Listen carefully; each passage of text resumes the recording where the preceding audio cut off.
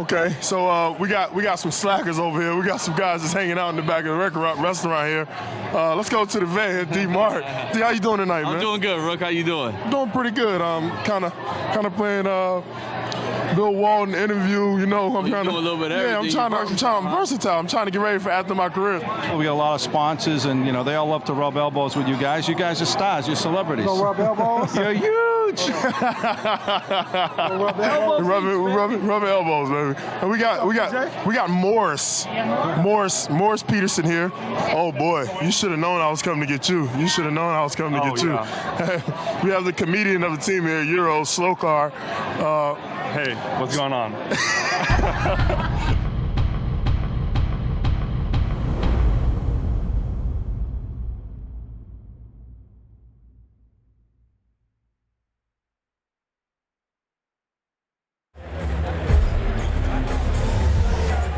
Powell driving as it's stripped. Raptors have yet to hit a field goal here in this second quarter.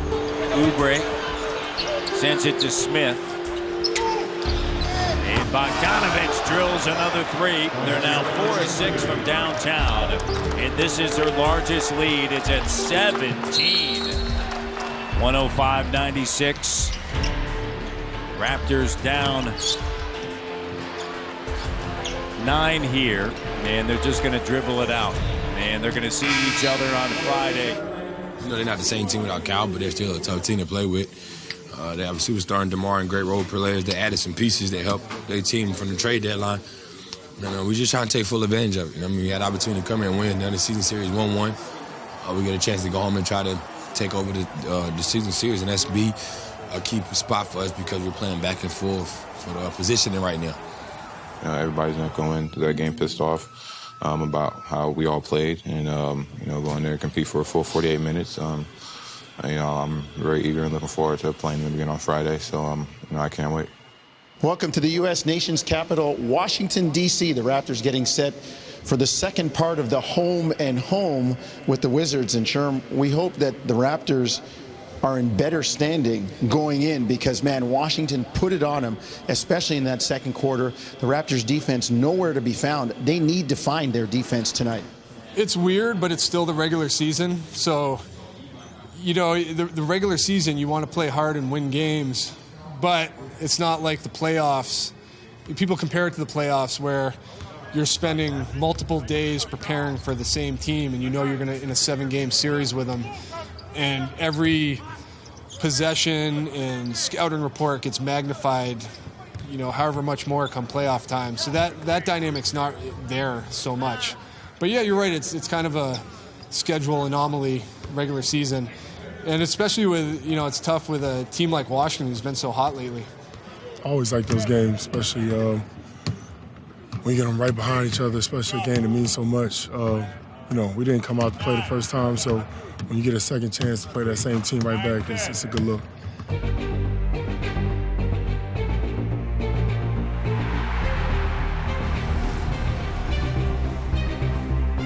Tucker in the paint.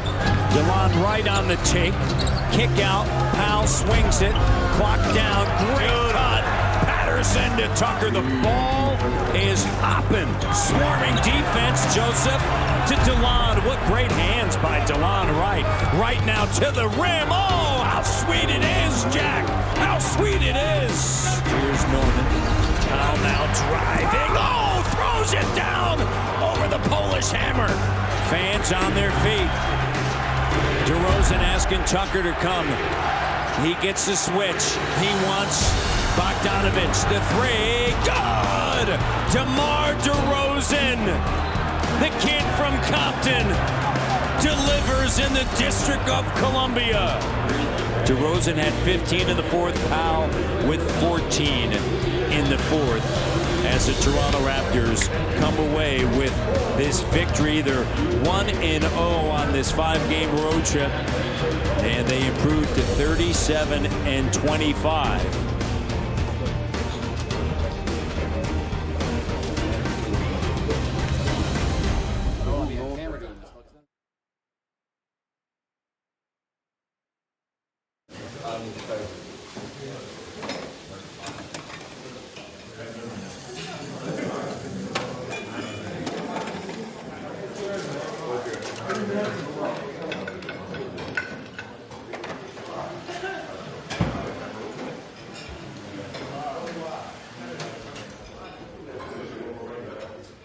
They feel good. They feel good. They're good. First of all, they're good defenders. That's what we've been looking at. So I think now we have a great team. They have some years in their belt, so PJ is a vet to Serge too, so like they know basketball. They've been playing basketball for a long time, so I think their input is really important, and the fact that they really vocal leaders and they're able to just express themselves show that the professionalism and the fact that they've been in the league for a little bit, so they know. My mom always had basketball on. Basketball's always been a big thing in my family, so and my mom loved for Michael Jordan and always having games on back when I was a kid. And my first basket was like one of those, how they do it's like a Jordan basketball goal. It was pretty cool. And it was my thing, and from then on, when I was like 3 years old, it was like all basketball. Just always wanted to be the best. It was always, my dad didn't let me settle for just playing. Like, he wanted me to kill people all the time. Like, and I would like literally get in trouble, go home after games, and he'd be mad. And, like, it'd be crazy. Like, my mom, it was like this constant battle between them, and my dad just wanted me to dominate all the time. I was so much bigger and stronger than all the other kids. So it was like, he just wanted total domination all the time. And my mom was just loved that I wanted to play, and, it was that kind of thing. And she's like, really just pushed me to play and just to be better, but not like my dad was. My dad was pretty crazy. Welcome to Milwaukee. The Raptors getting set to take on the Milwaukee Bucks on their 14th set of back-to-backs. Raptors 8-6 on the first night, 6-7. Result pending on the second night. And Sherm, they did a great job as we look back in the win over Washington. How you feeling about 35 though? Where are our names? Would you guys hate me if I sold 35? Got a chance for $1 million right now. So think about it, okay? It would be PJ Tucker. Okay, he's gonna be there. Who do you like better, PJ Tucker or Moses? I didn't know. They had me all over the board, so for me it was just getting a good fit, going to a team that wanted me and needed me. That was my thing. I didn't even work out for Toronto. I didn't work out for Toronto at all. We didn't think they were going to draft us. We had no idea until right before, and then later found out that they were just, they were going to draft the best player on the board. So, it was one of those situations where we had no idea what was going to happen, and it kind of just happened. Here it is, guys. Here you go.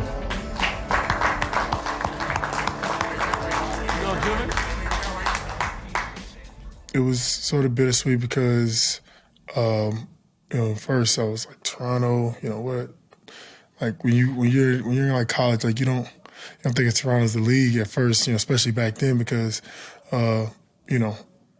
it's just different in Canada. You really don't know what's going on. Then I look and they had a bunch of wings and a bunch of people already, so it was like, it was really bittersweet. I had no idea, and then to finally get there and then see how it was the big shock. It was crazy. Talk about what you think you're going to need to do to earn some time. I think it makes it competitive and fun at the same time when you got a good group of guys that are competitive at the same position, but they also help you at the same time. We got a lot of guys that may play at the position, so it's tough, but I think it's fun to have that competitiveness every day in practice.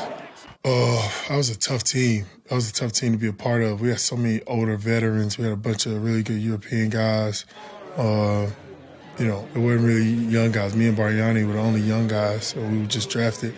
Everybody else was at least 2 years in. So, to really be the only young guys, it was really tough for both of us adjusting because, Sam, it was like all go. We wanted a ton of teaching. You had to learn on the go, and we were deep in pretty much every position. So it was tough to even get practice time back then.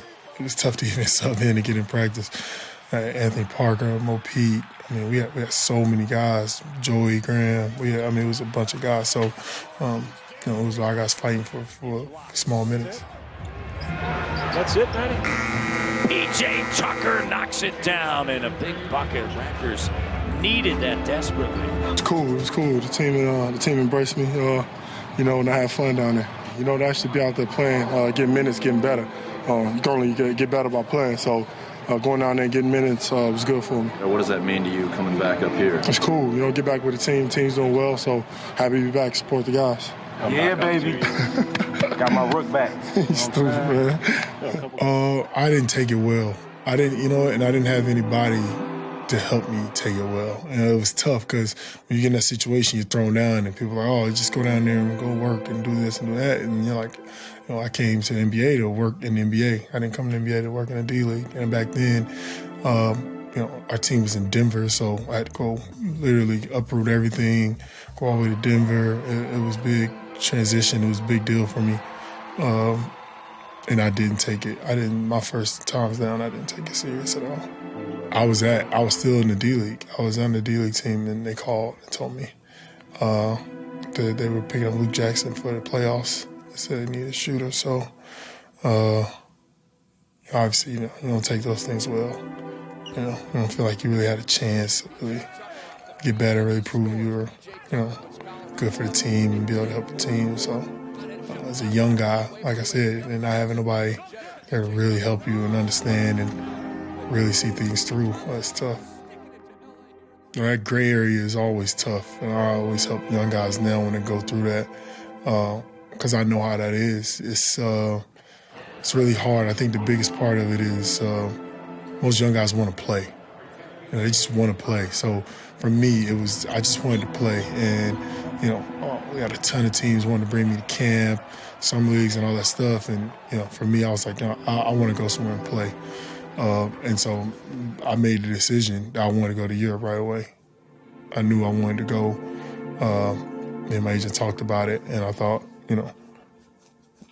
it'd be one of those things that could really help me. Even Sam Mitchell, after I got cut, he told me, he was like, you should go to Europe and play, actually play, and learn how to play and get better. And that's some of the best advice I ever got from anybody. Sam Mitchell told me that, and he was right. Raptors a chance to get it into single digits, and DeRozan is trying to take over, and going down is Carroll. Carroll is still down. Snell, shot doesn't go. Ibaka with it, and a timeout taken as DeMarre Carroll is down, holding that left ankle in the length of Adetokounmpo. Under by DeRozan, who's got 9 points. And oh my, what a move by Giannis. And that's going to do it. Tough one for Toronto. They had won 7 in a row against Milwaukee. They fall tonight, 101-94.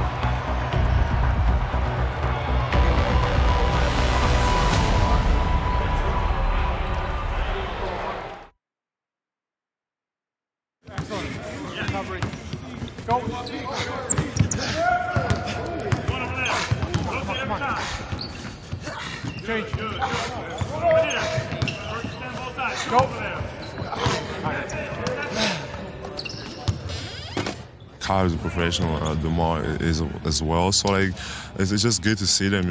Even when they're not able to practice. Some guys probably just gonna sit around and not do anything. You can see them. They put the work in. They come there every day, and you can just see when Kyle's running the stairs how hard he runs it. And DeMar is just also doing his work, make sure that they take care of everything so that when they come back they're ready. So that helps a lot to see guys like vets like that do that. So whenever you're in any type of situation, you know what to do. Yeah, you know what I mean. Kyle obviously is the heart and soul of our team. He makes us go in so many ways. But what we found in these at least last 3 games is we can be good without him. We can find a way, and it's an opportunity now for DeLon. It's an opportunity for Fred to step up and show their worth and their wear, and they've done so thus far. You got to look at it from a glass half full standpoint. Corey Josephs is coming into his own a little bit. He struggled early. He's kind of playing better.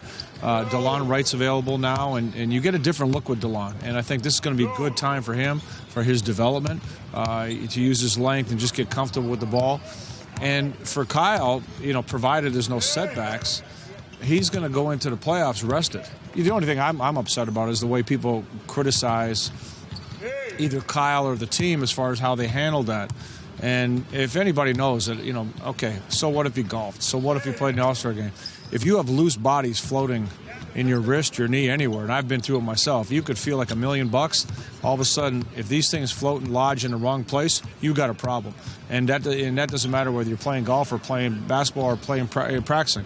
And for that matter, this didn't just happen.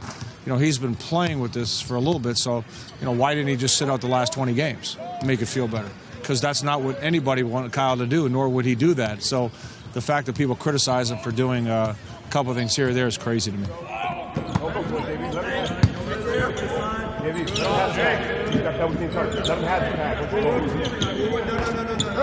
We got some work ahead of us. We got to find some ways to patch some holes that he brings to us. Our three-point shooting needs to improve with him out of the lineup.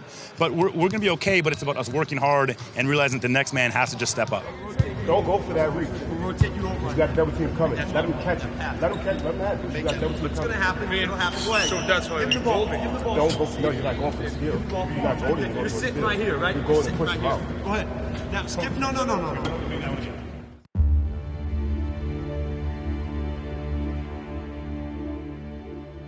Welcome to the Crescent City. We are in New Orleans, Louisiana. Raptors getting set to take on the Pelicans tonight, starting 3 games in 4 nights. And Sherm, they're going to see a throwback version, as we discussed yesterday, of the NBA in days gone by, with 2 big guys playing together in DeMarcus Cousins and Anthony Davis. But you listen to head coach Dwayne Casey, and as we talked about, Jrue Holiday, an important third wheel. Come on, man. Let's just lock in. 48 minutes. Lock in, man. Win on 3. 1, 2, 3. They're one of the best front line. So it's going to be tough matchups for us, but that's why we're here, to face those matchups like that. Shot clock moving to 10 as DeRozan picks it up, finds JV, left hand on the inside. He's got 23 now. DeRozan bucket and book it. There you go. There you go. Play with your teammate. Now you have your opportunity. And Kyle Lowry giving him some props. Under a minute to go. Clock at 4. JV to Ibaka. Ibaka makes a quick move. And his shot doesn't go. Rebound. And a slam dunk by Valanciunas. 25-13. And the Toronto Raptors are going to come away with a hard-fought win here on the road as they take this one 94-87, and the Raptors improve to 38-26. Jay? You see me, I can shoot. Good work, man. Good job. He's real.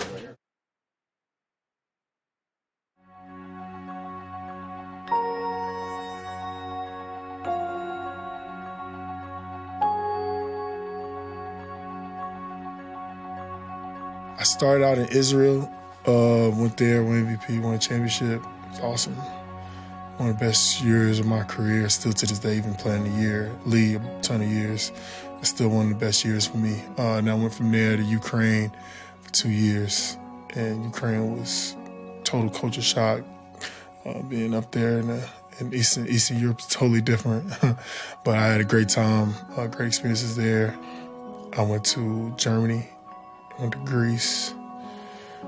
Was the NBA always your goal? No. I wouldn't even, I actually, before I came back, was signing a 2-year deal, my biggest deal right before. And the Suns wanted to bring me in the summer league, and I was like, I'm not doing that anymore. I was pretty successful, and I worked my way to be one of the best wings in Europe, and being really successful. I was really over it. I was over it. I got comfortable and I found my niche over there. So it took between my wife and my agent and a bunch of people begging me to do it, to turn down my deal and come on a non-guaranteed deal to the Suns was a big decision, and obviously it paid off. But for me, I wasn't. The last thing on my mind was coming back to the NBA.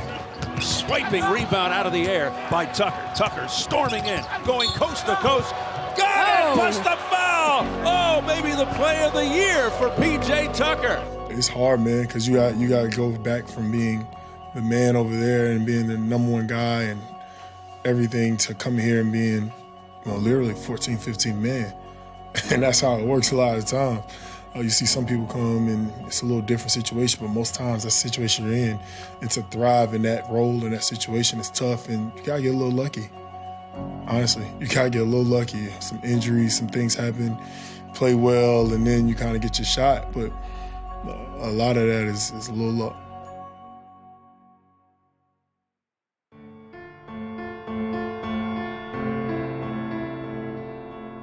The work you put in, it's not just about the work on the court and being early and leaving late. It's the work mentally, staying ready, of getting opportunity. You never know. Kalo went down. Fred, you get your chance. You go in there, play hard, make good decisions, leave it all out on the line. That kind of thing. When my first years in Toronto, you leave college and you're the man. So you get to the NBA, first team All-American, all this stuff, and get to the league, and it's not like that anymore. And so if you don't have people around that tell you the right things and keep you motivated, keep you working, then it's easy to go the other way. And the other way, you can find yourself out in the league like I did really fast. So for me, I just try to tell the young guys and be that voice. You ain't got in 10 games. Hey, it's 11 of them. Be ready. Prepare the same way. Do the same stuff. Do the same things to get yourself ready. So if your name is called, you're ready. First of all, I think you can learn a lot from a guy like PJ, but that story just tells me that he's a fighter, and you can see it on the court. Like, he's the scrappiest player. He got waived, and he came back to the same team who waived him, but now make impact. This is life. You never know what's gonna happen in the future. People like maybe like 6 years ago, like whatever, he used to be the same player, but he didn't have many chance opportunity. And now, life is about opportunity. Now he got his chance in the league, in the Phoenix, have amazing basketball in Phoenix, and now he come back to the franchise with bigger name. If you belong, and it's gonna work out for you no matter. You can't really control where the journey takes you, you know what I mean? But you can control how you handle it. And I think PJ is a great example of that, of somebody who the circumstances weren't ideal and he didn't have it all laid out for him, but he continued to grind and make his way. That's somebody that I definitely could look at. Obviously, the way I had to get my foot in the door, but God forbid I don't want to have the same journey he had. So I'm trying to learn from anything that he may have done or could have done differently, so I don't have to do the same thing that he did. But it's a great story for sure. And that's it. Raptors, unfortunately, they put together a run late in the fourth, and the Toronto Raptors are going to end up 2-3 on this trip. Their record falls to 38-28. A tough night for DeMar DeRozan and his Toronto Raptors.